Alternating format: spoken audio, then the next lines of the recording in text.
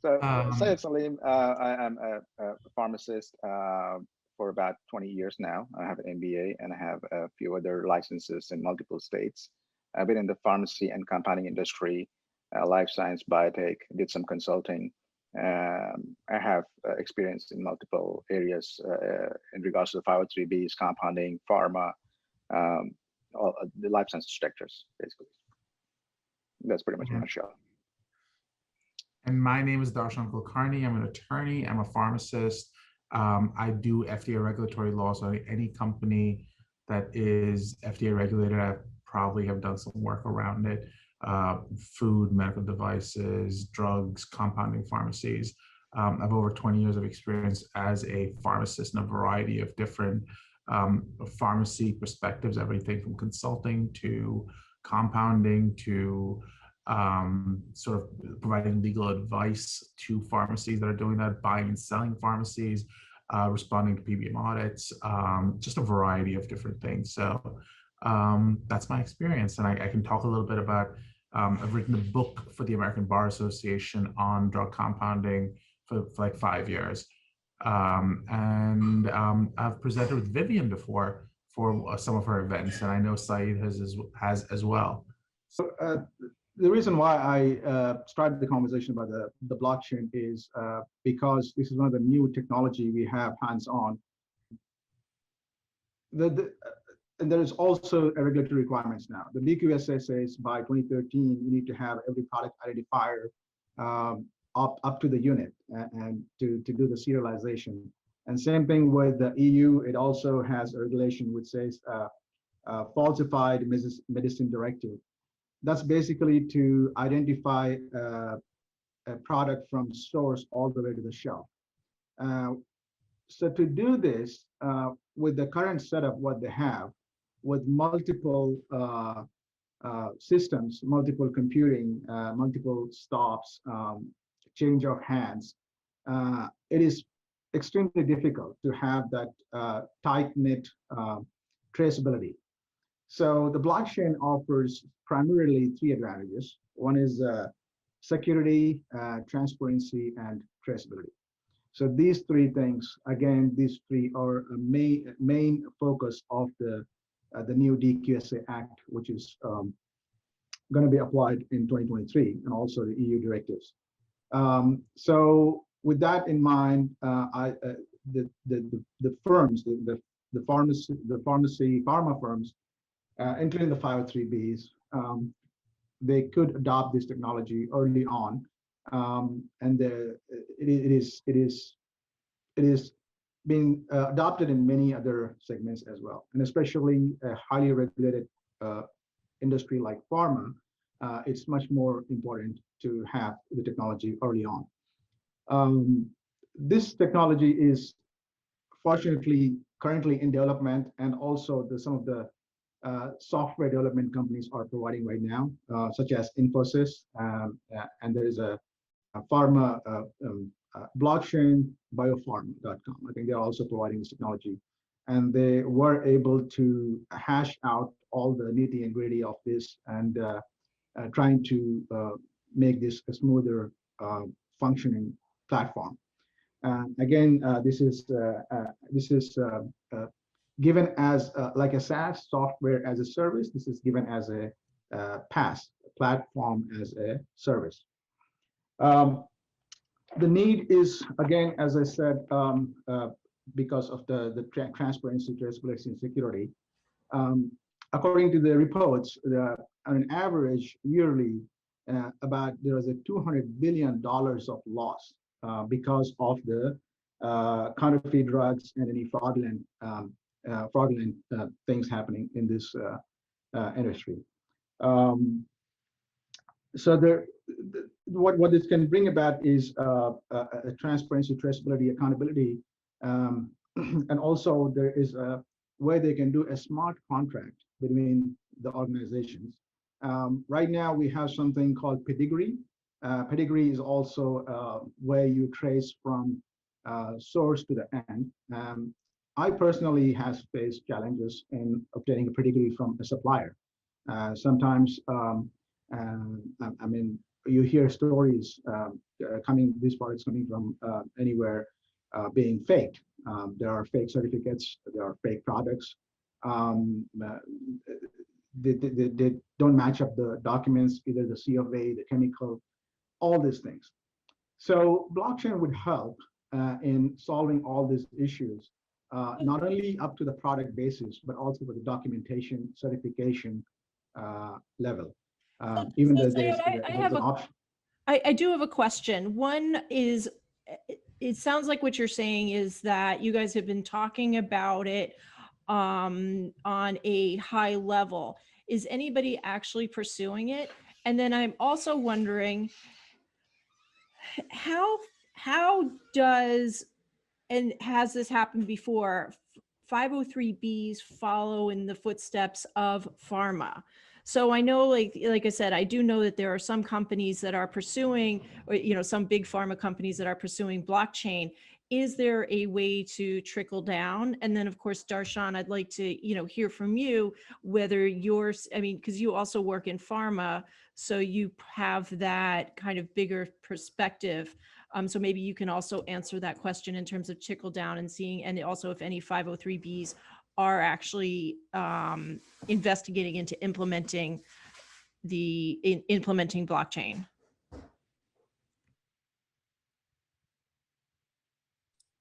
Let me take a shot at it, and Syed can obviously add to it as well. Short version: there are a bunch of different pharma companies and distributors who are actually looking at using what you're referring to as blockchain technologies. The key piece to remember, obviously, is it's not necessarily blockchain. So blockchain is a type of technology as part of a larger group of technologies known as DLTs, or distributed ledger technologies. So you might see that term thrown around a lot. The problems people are facing is people don't want to. I mean, the DQSA is great, and it sort of gives some credence to tracking at the unit level. However, the truth is that there's more to it, and what I mean by that is companies are trying, but the overall, the general perspective is that it's taking longer than they thought it would. They thought it'd be a really simple thing. People are also adding on to using something like a DLT or a blockchain. They're adding on things like RFIDs and trying to track them in real time, which adds additional complications as well.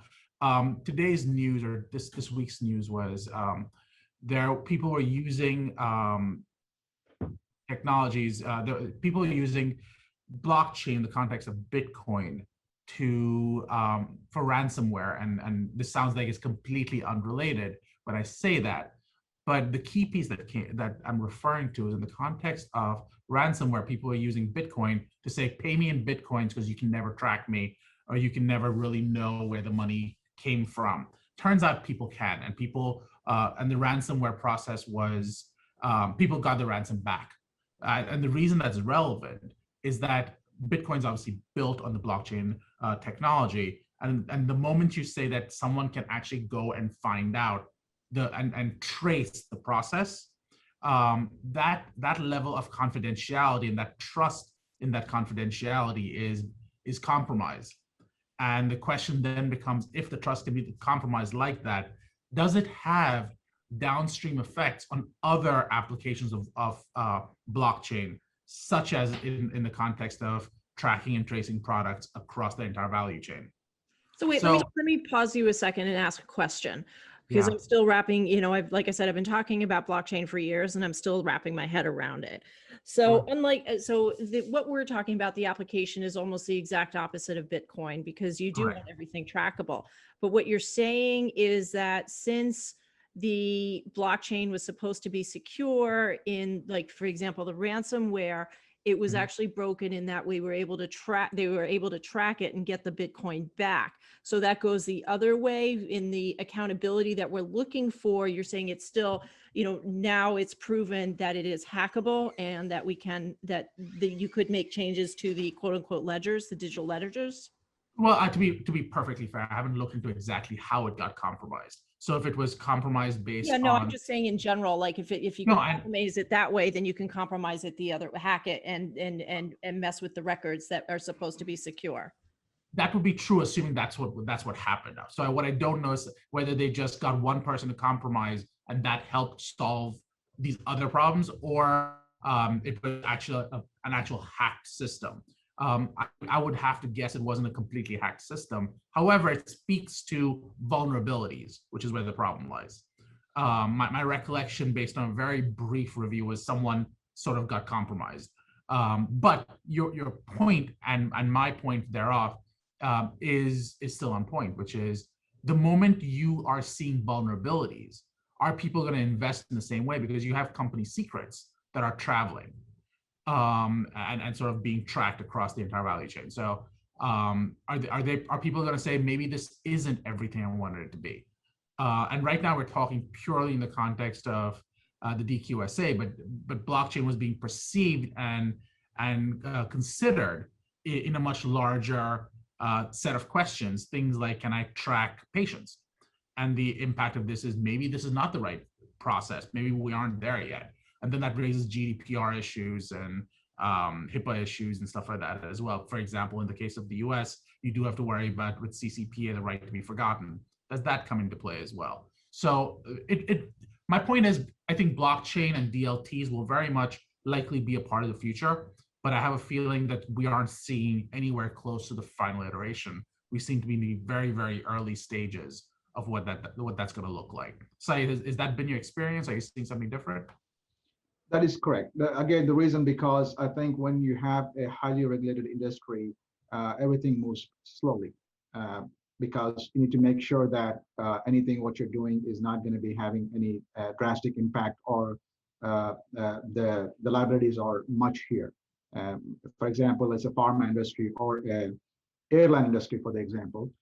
They don't want to move as fast as cell phone technology or any other technology, because the industry itself is regulated very much.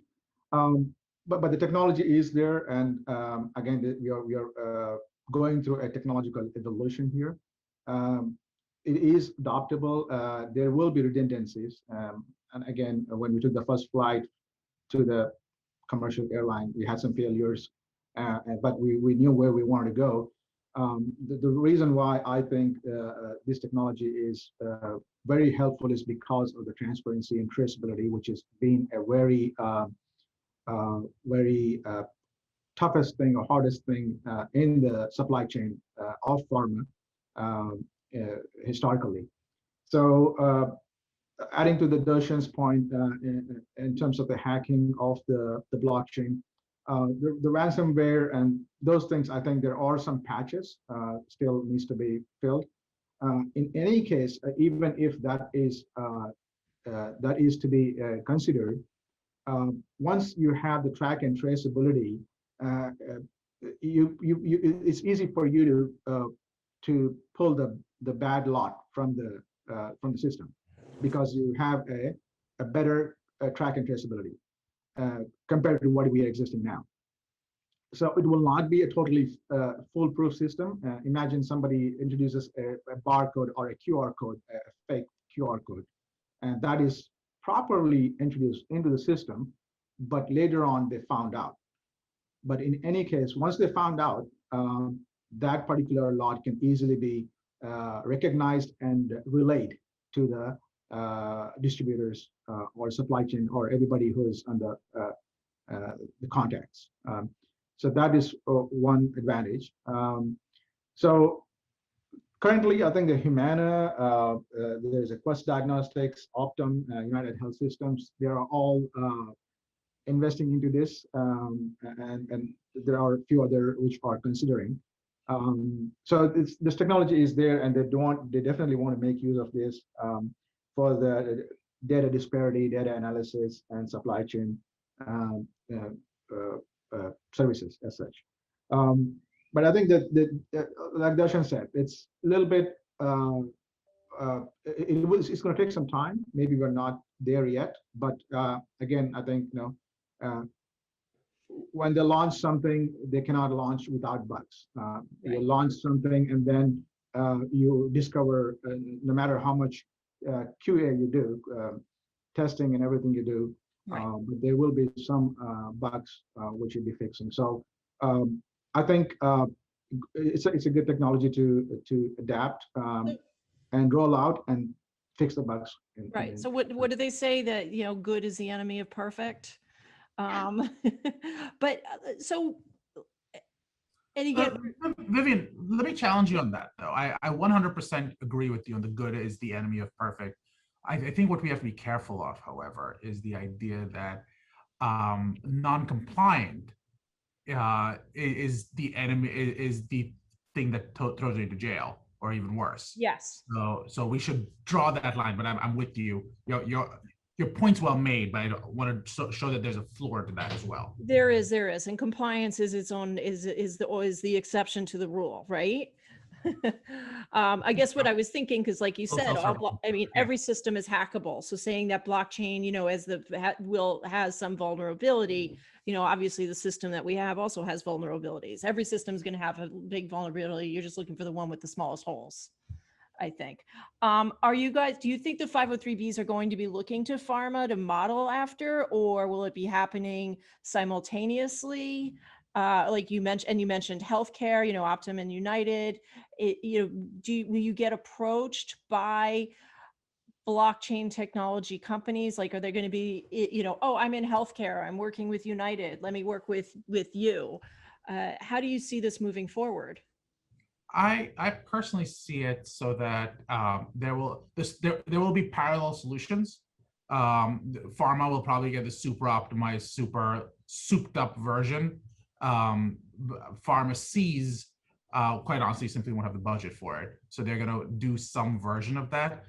However, I think that overall there will be some level of crossover. The smaller players trying to become bigger, and the bigger players trying to eat the lunch of the smaller players.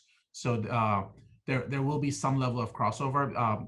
Generally speaking, I think the conversations I've seen suggest that there'll be per transaction costs as opposed to a monthly subscription, if you will. And that may keep things cheaper for a pharmacy compared to a pharma company, because there's simply fewer transactions that are happening. And even if you keep it at the 1 cent per transaction level, that adds up very, very, very quickly. My short version would be, I think that there will be people trying to meet different audiences, but there will be some behemoths that emerge out of that. Saeed? I agree, definitely. I think just like you said, if the 503Bs want to have some sort of a contract with pharma who has the full-fledged blockchain technology verification system, they could outsource those services as well. And they could charge them, and they could have some sort of again, there's a contract between them saying that if you could verify this, because in blockchain, you have multiple distributed ledgers in different places. As long as you can have one verifiable ledger, that should be sufficient enough, because all the ledgers are carrying the same account. Okay, excellent. That about wraps up our time. I appreciate it. Is there anything else you think that we should mention? Yeah, if you want to talk to me, feel free to reach out to me at Darshan Talks on Twitter, or find me at darshantalks.com. I have my own podcast as well, so you can listen in as well. And I should say you can find Darshan's podcast right under mine on my website, pharmasalon.com. Thank you, Vivian. All right. Thank you, Vivian. Thank you, Darshan.